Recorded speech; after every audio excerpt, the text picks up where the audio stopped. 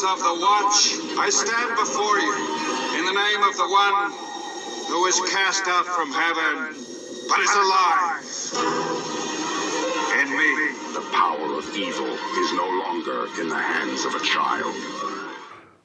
Hello everybody, welcome back to Screenstars. I'm here today to bring you my review for the 1981 horror sequel, Omen 3: The Final Conflict. The film is directed by Graham Baker and it stars Sam Neill as Damien Thorne. We have Rossano Brazzi, Lisa Harrow, Don Gordon and Mason Adams.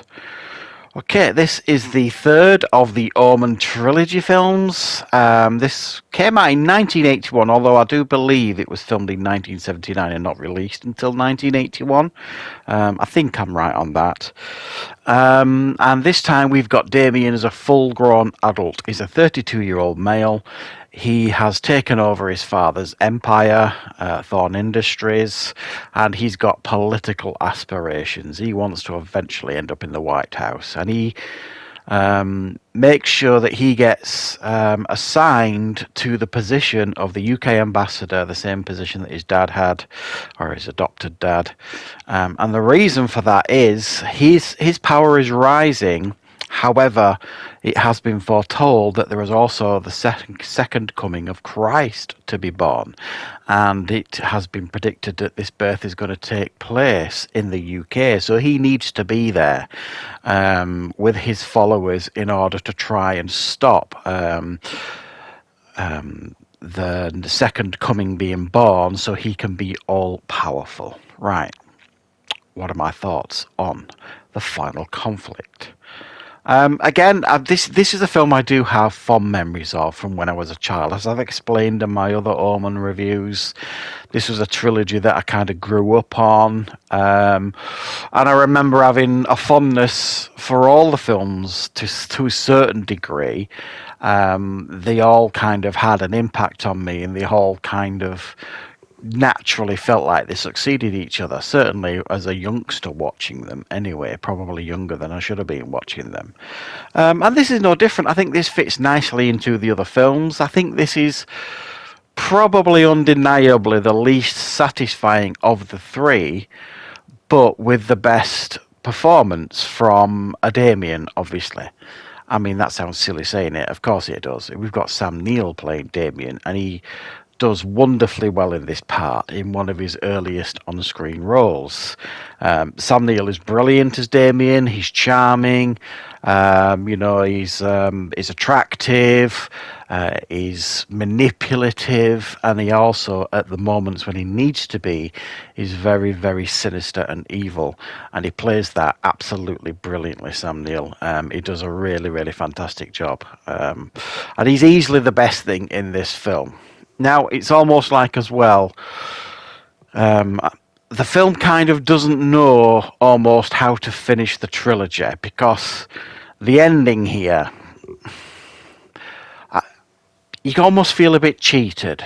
And I think if this trilogy was remade these days, or if they kind of, after the first Omen film that inspired me to want to revisit these movies, if they're kind of going to do something new with this franchise and maybe, start telling the story of Damien again, I hope that it'll be a bit braver this time, and really pull the trigger on Damien's capabilities, because in this trilogy here, we build Damien up over three films, as a toddler sort of thing, teenager, young adult, and then the full-on adult.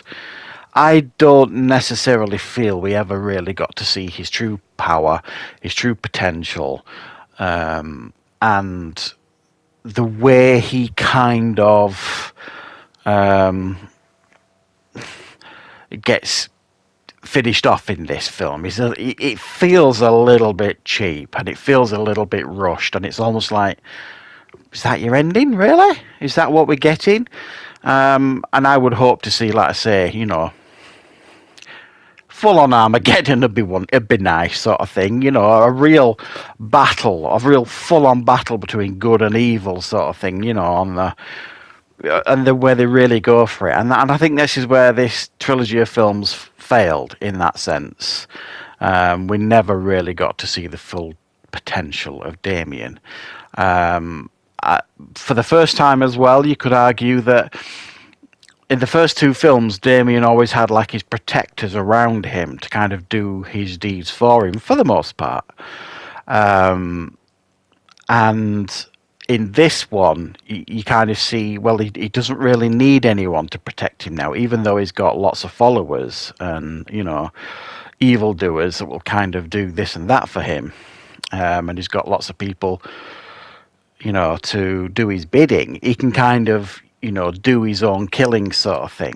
And that's one of the things that stands out here in this film. Again, we get impressive deaths in this film, I think. I thought they were quite well done. You know, there's, you know, a bit of gore going on, all that kind of stuff.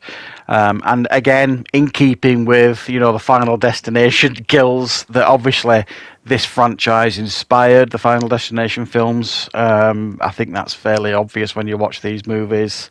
The kills here are, again, I think fairly impressive and brutal, certainly for the time, anyway.